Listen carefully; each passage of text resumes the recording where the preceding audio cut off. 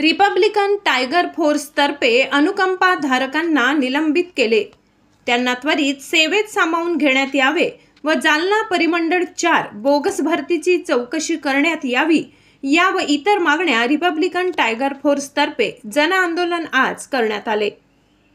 3-3.5 वर्षापासून ज्यांचे आई वडील या कार्यालयामध्ये काम करून मेलेत ते अनुकंपाधारक आणि त्या अनुकंपाधारकांना यांनी कुठली नोटीस न बजावता कुठलं काही न सांगता मुद्दाम होऊन त्यांना निलंबित केलंय, तेही कायमस्वरूपी. आणि एवढंच करून थांबले नाहीत तर त्यांनी आतापर्यंतची सेवा केलेली आहे, यांना सेवा दिलेली आहे. तर त्यांनी जेवढ्या वर्ष काम या सार्वजनिक बांधकामामध्ये केलेलं आहे तर त्यांचा परतावा द्यावा अशी यांची आट खाली टाकलेली आहे.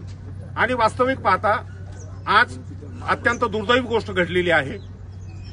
जे काय नव्हते सौदी यांच्या मुलाला त्यांनी सस्पेंड केलं, त्यामुळं त्यांना अटॅक आला आणि त्यांचं आज निर्वाण झालेलं आहे. म्हणजे एकीकडे शासन या अनुकंपाधारकांना न्याय देण्याचं काम करतात, परंतु एस भगत आणि अशोक येरेकर हे यांच्यावर सातत्यानं अन्याय केलेला आहे यांनी.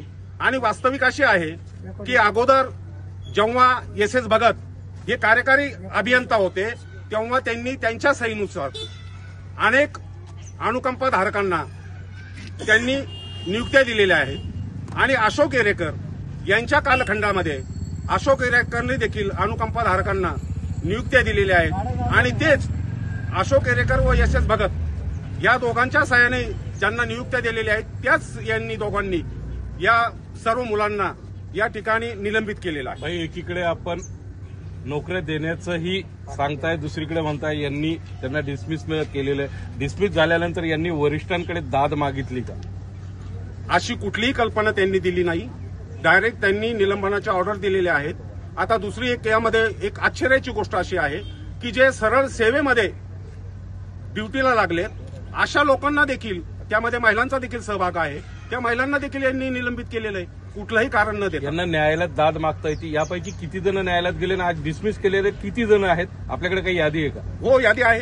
किती जण आहेत? 17 लोक आहेत.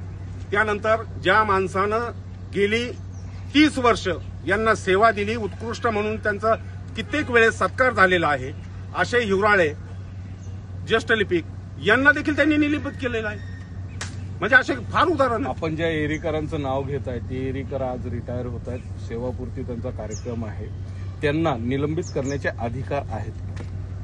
जोपर्यंत एस भगत त्यांना सांगत नाही तोपर्यंत त्यांना अधिकार नाही. एस भगतनी त्यांना पत्र व्यवहार केलेला आहे आणि सदरील लोकांना निलंबित केलेल्या पत्रव्यवहाराची आपल्याकडे काही प्रत आहेत दिलेल्या. आता ते कार्यालयीन असल्यामुळे ते आम्हाला मिळू शकत नाही ना. मग आपण हा आरोप करताय, या आरोपात कितपत तथ्य? या आरोपामध्ये 100% तथ्य आहे. कारण दुसरी गोष्ट अशी आहे की जोपर्यंत वरिष्ठ अधिकारी कनिष्ठ लोकांना सांगत नाही तोपर्यंत तो कुठलीही कारवाई करत नाही. अशोक येरेकरचा बॉस एस भगत आहे आणि एस भगतनी वैद्यला सांगितलं पत्र काढायचं आणि वैद्यनी अशोक येरेकरला सांगितलं आणि त्यामुळे यांना निलंबित करण्यात आले. जर आपल्या आंदोलनाची दखल न घेतल्या गेली तर आपली पुढील कारवाई काय असणार? कारण की आजपासून विधानसभेचं पावसाळी अधिवेशन चालू होतं. 4 तारखेला एस भगत, अशोक येरेकर यांची कार्यालयीन चौकशी करण्यात यावी, एस भगतला यांना निलंबित करण्यात यावं आणि त्या अगोदर त्यांची इथनं बदली करण्यात यावी. हा तारांकित प्रश्न येणाऱ्या 4 तारखेला विधान भवनात आम्ही मांडणार आहोत. या प्रकरणाला किती दिवस झाले? या प्रकरणाला 26 तारखेला यांनी सर्व जे अनुकंपाधारक आहेत यांना निलंबनाचे आदेश दिले, ऑर्डर दिलेले. मग आज येरेकर साहेब रिटायर होत आहेत, आजच आपलं मुहूर्त का निवडलं? मुहूर्त असा आहे, दुसरी गोष्ट सांगतो की एकीकडे 17 ते 28 लोकांना तुम्ही भिकाला लावायचं आणि त्याचा आनंद उत्सव म्हणजे मेलेल्या लोकांच्या मळ्यावर नाचण्याचा हा प्रकार आहे.